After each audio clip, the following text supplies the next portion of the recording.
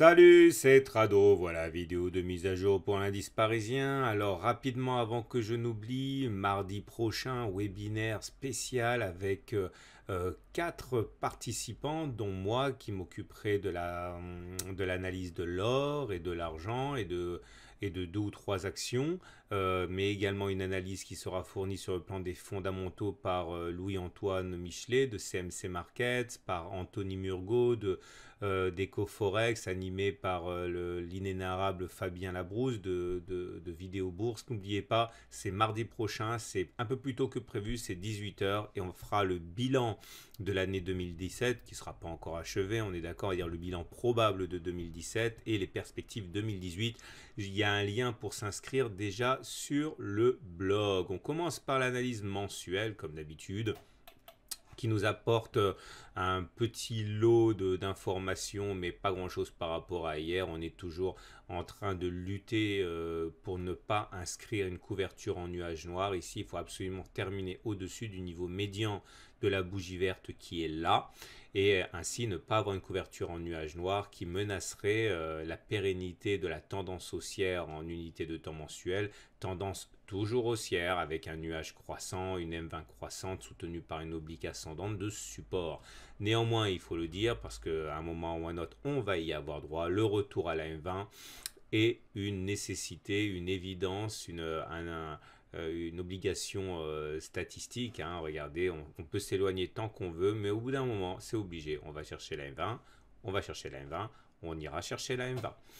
On bascule du côté de l'hebdomadaire pour également acter des progrès dans l'évolution en cours, puisque nous sommes en train de dessiner ici une pénétrante haussière, bougie qui commence plus bas que n'a clôturé la bougie précédente et clôture au-dessus de la bougie du milieu de la bougie précédente. Ça s'appelle une couverture en nuage noir qui pourrait même se muer en avalement haussier si on arrive à terminer au-dessus du niveau de clôture d'ouverture de la bougie précédente. Ce serait pas mal et ça entérinerait le fait qu'on a bien rebondi sur les 50% de Fibonacci ici.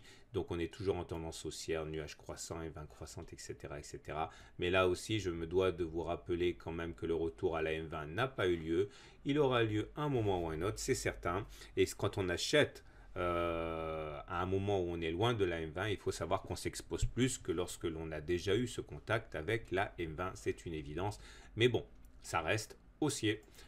Maintenant, le journalier, qui est l'unité de temps qui vous intéresse le plus. Ah, au fait, hein, j'ai mis l'analyse technique dans le live de Inat Pharma qui a pris 40% dans les dents aujourd'hui. Hein, ça pourrait vous intéresser puisque si vous pensez que l'action est bonne à acheter, vous êtes sur des niveaux qui pourraient éventuellement exciter votre convoitise. Donc voilà où on en est. J'avais dit hier, c'est toujours bien de revenir un petit peu en arrière. J'avais expliqué hier qu'on avait clôturé misérablement sous les 38,2% de Fibonacci et que surtout on avait dessiné un harami baissier, en l'occurrence bougie verte, bougie rouge dans le corps de la bougie verte, et que du coup on pouvait difficilement envisager que l'on n'aille pas se confronter à la moyenne mobile à cette période.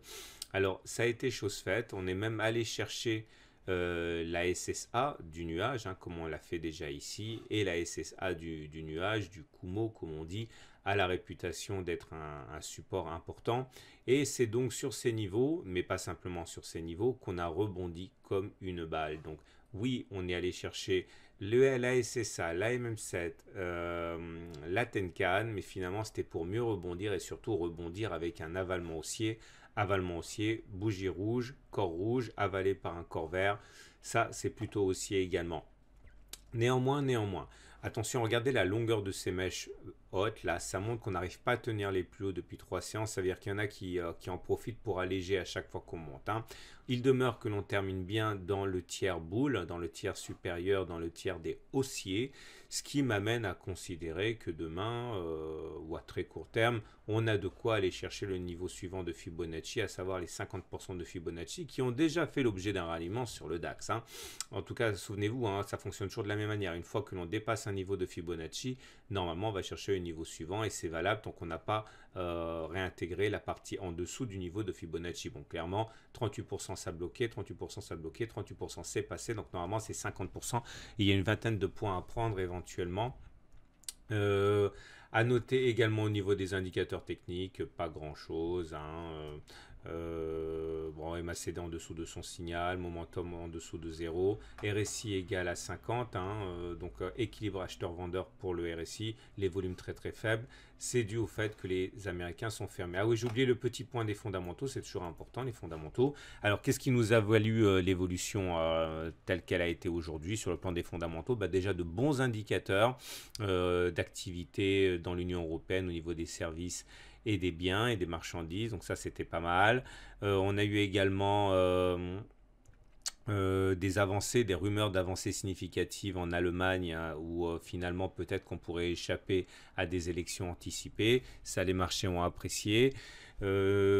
Également l'idée qu'il y a un débat au niveau de la Banque Centrale Européenne pour mettre noir sur blanc une date d'arrêt du quantitative easing. Certains voudraient qu'il y ait une date d'arrêt, d'autres ne voudraient pas pour ne pas effrayer les marchés, mais en tout cas pour l'instant il n'y a pas consensus à ce niveau. Donc les intervenants se disent que finalement la Fed va continuer un petit peu. Donc ça a été également apprécié. Et comme les marchés américains étaient fermés, on a, pour cause de Thanksgiving, vous l'avez compris, on n'a pas accordé plus d'importance que cela aux minutes de la Fed qui s'inquiète un petit peu de l'inflation. Voilà ce qu'on pouvait dire.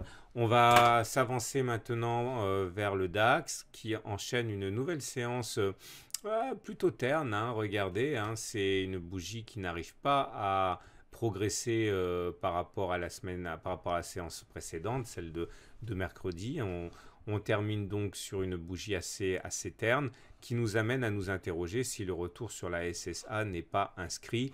Mais il est vrai que le DAX a déjà fait son test de la Kijun, de la M20 et des 50% de Fibonacci. Donc forcément, on n'a pas cet objectif en ligne de mire. On est repassé sous la M7 ou la Tenkan. C'est pas très bon. Ça sera un vent contraire pour le CAC a priori.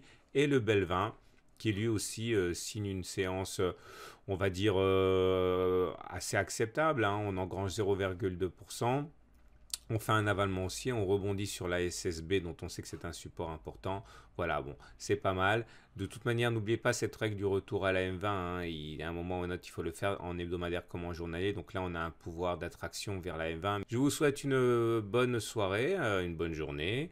Et je vous dis à demain pour la mise à jour.